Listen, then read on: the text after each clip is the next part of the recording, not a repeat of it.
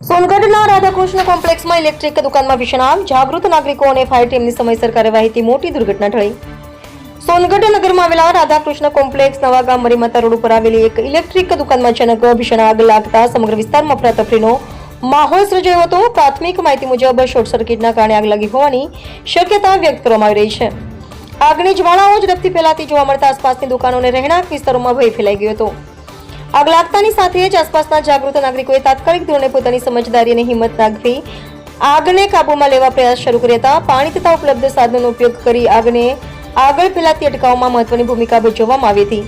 ઘટનાની જાણ મળતાની સાથે જ સોનગઢ નગરપાલિકાની ફાયર ટીમ તાત્કાલિક ઘટના સ્થળે પહોંચી હતી અને લાંબી જહેમત બાદ આગ પર સંપૂર્ણ કાબુ મેળવી લીધો હતો, જેના કારણે મોટી જાનહાનિ અને વધુ વ્યાપક નુકસાન થતું અટક્યું હતું.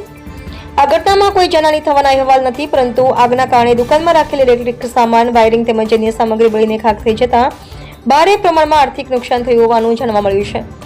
દુકાન માલિકને મોટું નુકસાન પહોંચ્યું હોવાની માહિતી મળી છે. આગ બુઝાવવાની કામગીરી દરમિયાન રણછોડભાઈ ભરવાડ, સોનગઢ નગરપાલિકા નગરસેવક શ્રી કિશોરભાઈ ચૌધરી, પીએસઆઈ એસી ચૌધરી સાહેબ તેમજ હોમગાર્ડ સોમાભાઈ ગામિત હાજર રહી વ્યવસ્થાપન અને સુરક્ષા વ્યવસ્થા સંભાળી હતી. ઉપરાંત સોનગઢ નગરપાલિકા ફાયર ટીમના પ્રવીણભાઈ સોનવણે, કમલેશભાઈ, યતીનભાઈ, સુજલભાઈ અને હિતેશભાઈએ જોખમ વચ્ચે આગ પર કાબુ મેળવી પ્રશંસનીય અને સરાહનીય કામગીરી બજાવી હતી. સ્થાનિક લોકો દ્વારા જાગૃતિ અને પ્રશાસનની ઝડપી કાર્યવાહીથી આગની મોટી દુર્ઘટના ટળતા નગરવાસીઓએ રાહતનો શ્વાસ લીધો હતો. આગના કારણોની વધુ તપાસ સંબંધિત વિભાગ દ્વારા હાથ ધરવામાં આવી હોવાનું જાણવા મળ્યું છે. રિપોર્ટર હાર્દિક જોશી, સોનગઢ. તમારું નામ?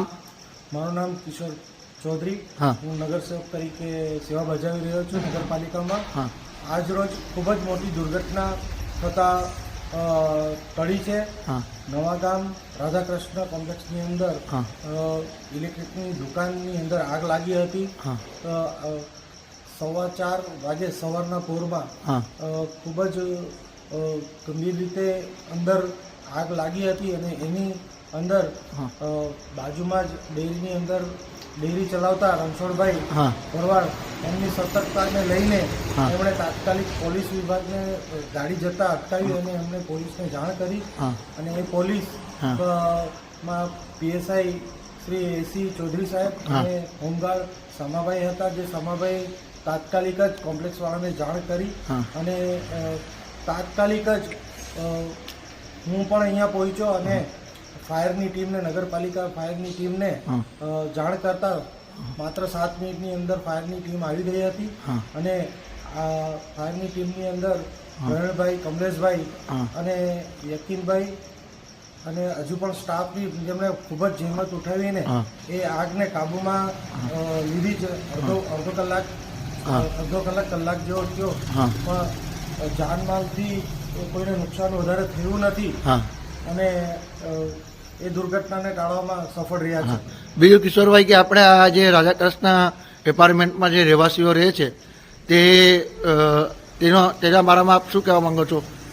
એ રાધાકૃષ્ણ એપાર્ટમેન્ટની અંદર પણ આ દુર્ઘટના જાણ થતા તાત્કાલિક બધા ભેગા થયા અને તાત્કાલિક એકબીજાની મદદમાં આવીને એકબીજાને આ દુર્ઘટના ટળી જાય એના માટે સપોર્ટ કર્યો છે.